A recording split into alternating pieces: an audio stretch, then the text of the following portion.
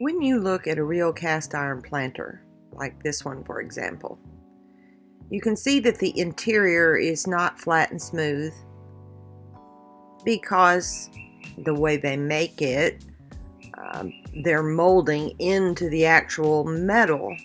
So the inside of the planter box is indented in the shape of the outside of the planter box, the molds, the design, so to speak, on the outside of the box. Obviously, we cannot do that on the inside of the box. However, I did do that on these little corner pieces. You might recall in the first video, here's an image where I had made the mold and I was using the clay in my mold, and then I used my casting, my hard solid casting, to press into the back side of it. That was purposeful to make it look more realistic. Back to the inside of the box. I cannot do that here. But what I can do is create texture. I can create similar paint to what is in this image, and certainly a lot of rust, because if you're trying to emulate a planter box that is very antique, in this one case it's over 200 years old, it's definitely going to be rusty and dirty and textured. So again, like the first planter box, what I'm doing here is just watering down some glue, just some PVA glue. I'm using TITEBOND, but you could certainly just use regular school type glue. Watering that down, brushing it on, and then sprinkling on coffee grounds and some sand.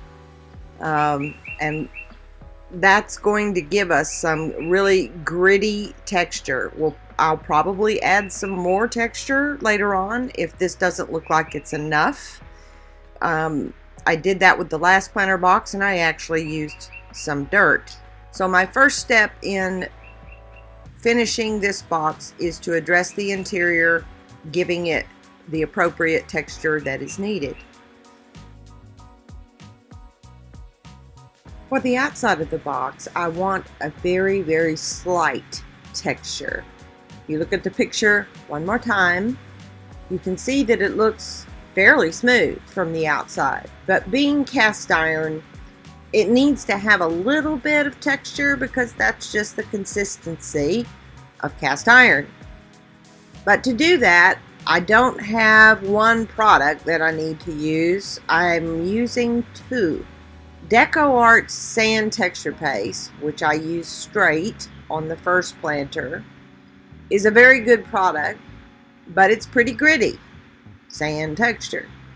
So I am mixing Paint Couture's Embossing Medium 50/50 with some of the sand texture for the outside of this box. And all I'm going to do is very lightly pounce, stipple, whatever verb you want to use there, with just a chip brush, a real cheap chip brush that I can throw away, although I probably won't. I'll clean it because it will clean, and those little messed up chip brushes are good for lots of different techniques.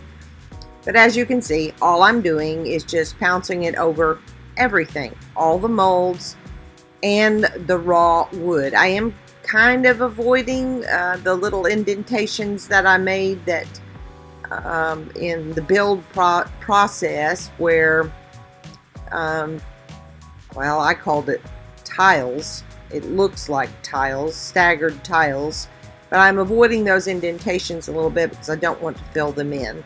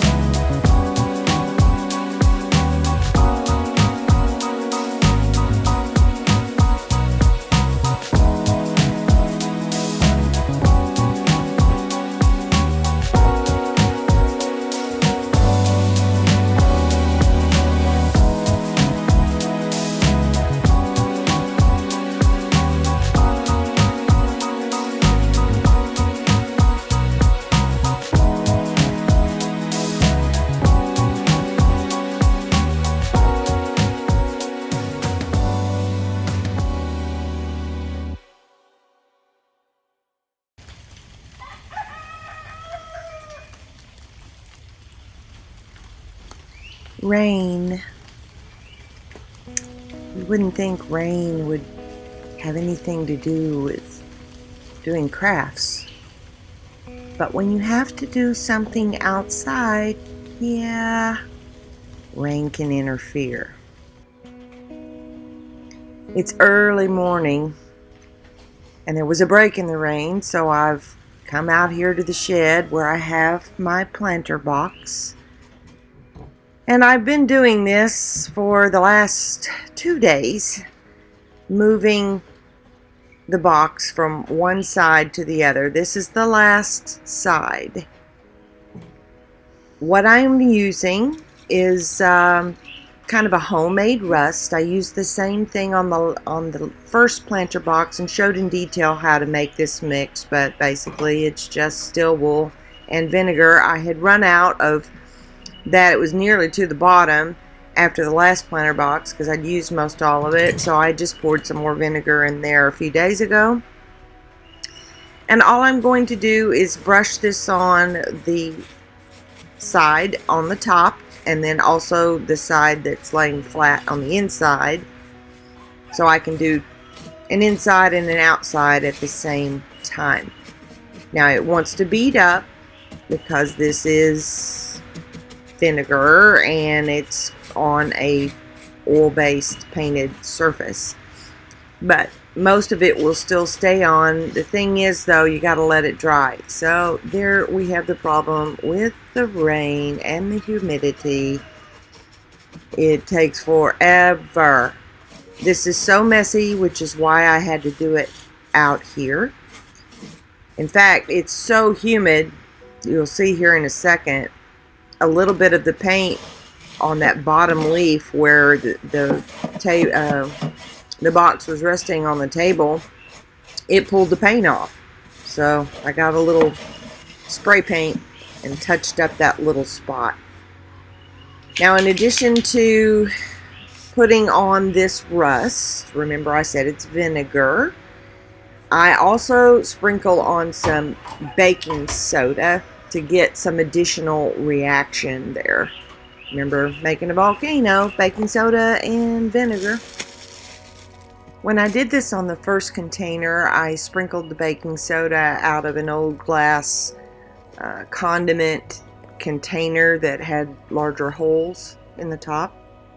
But on this one, I wanted to see if I could get a little finer mist of the baking soda. Hey, it worked great on the first 3 sides that I didn't film, of course.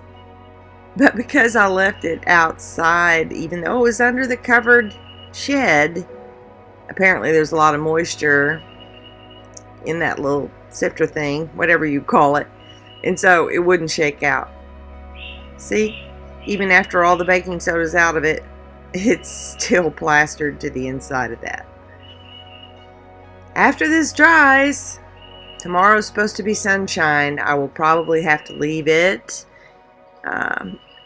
out here another day to kind of dry up. Well, I know I will, unless I use a hairdryer, to go take it to my basement and start the final steps of this finish.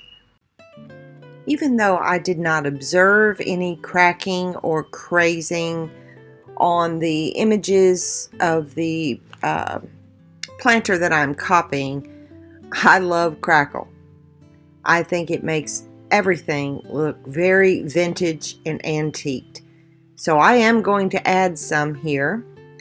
This is Pentart's Crackle Medium. It's just a 1 component, and it's meant to use between 2 painted surfaces. You want contrasting colors. I'm going to be using a lighter color of paint on this. Again, trying to pretty much match the image that I'm copying. And since I have this beautiful rust finish base here, I don't have to add anything else other than my Crackle Medium. And I'm just doing it in a few spots on each of the sides. After the Crackle Medium dries, I will be using my paint choice to stipple on the paint only in the areas where the crackle is. I'll explain why that is after this next step.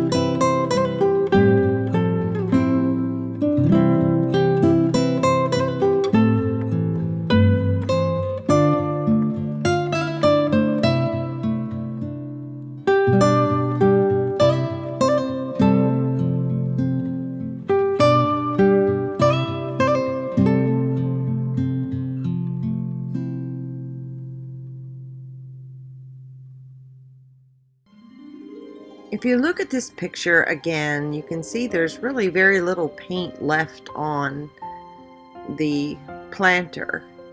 There's more rust almost than there is paint. So I need to be careful in applying the paint, and I want to be able to distress it back and then finally add my very special rust product to that. In order to distress easily, I need a barrier coat, and the best thing I think to use for this purpose is just hairspray. So you spray it on and then you let it dry, but you need to paint just as soon as the hairspray is dry and only work on one side at a time.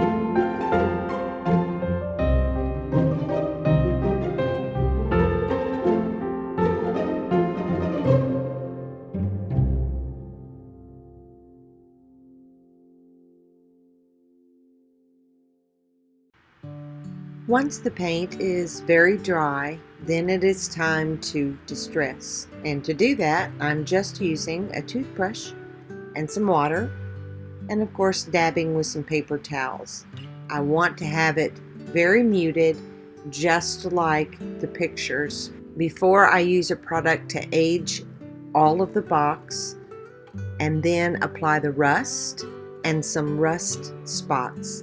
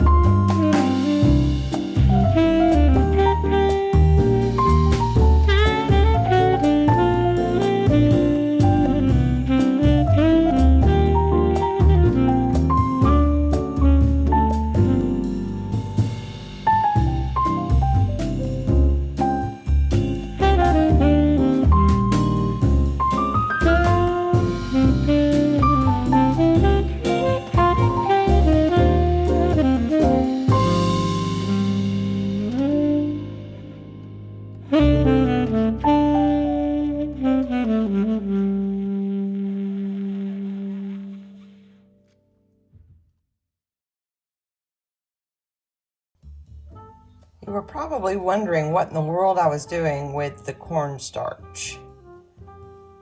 Well, I give a deeper explanation of that in a video from last fall where I made a tall riser. But what adding cornstarch to wet paint, and also in this case spraying it with a sealer, was to give that white chalky look. You basically just sprinkle it into wet paint or a wet sealer and then use a mop brush like I used to blend it out. Now there'll be other things on top of this, but as you can see, I have that white chalky look. So now we're going to move on to antiquing the box and then adding the special rust product and some rust spots.